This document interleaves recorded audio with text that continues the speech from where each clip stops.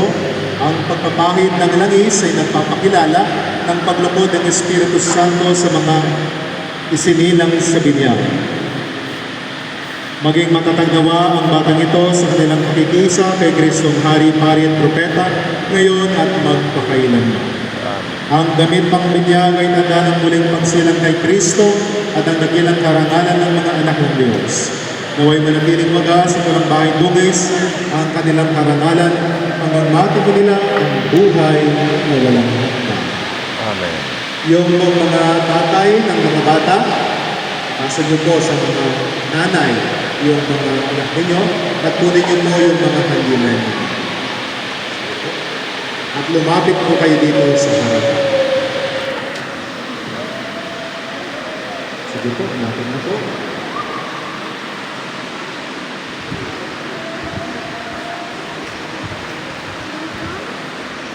Pagkatapos niyo pong sinindihan, makipasa po ang apoy sa kandila ng mga ninong at ninong.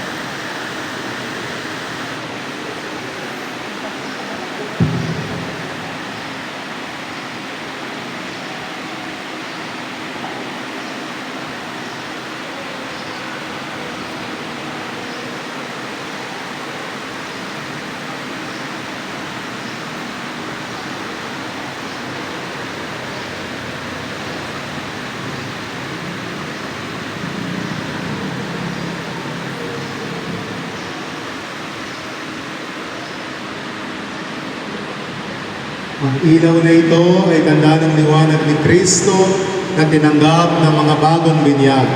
Sa tulong ng mga magulang, ninong at inang, naway mag-alab ito sa kanilang mga puso at diwa hanggang sa pagbabalik ni Kristo ating Panginoon. Amen.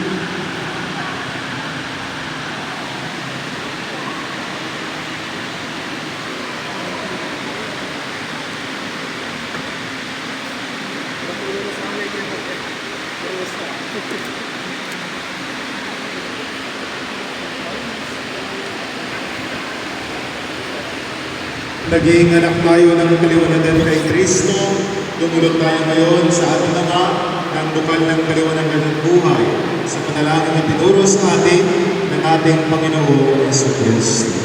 Ama namin, sumasalangit ka, sambahin ang ngalan mo, mapasamin ang kamarihan mo, sundin ang loob mo dito sa lupa para na sa langit.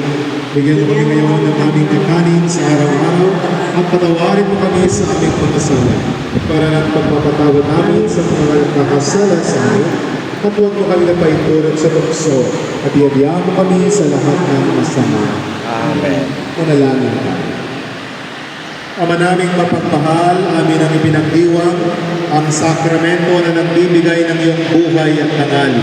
Habang panahon kaming lilingon sa iyo dahil sa lahat ng iyong awa at biyaya.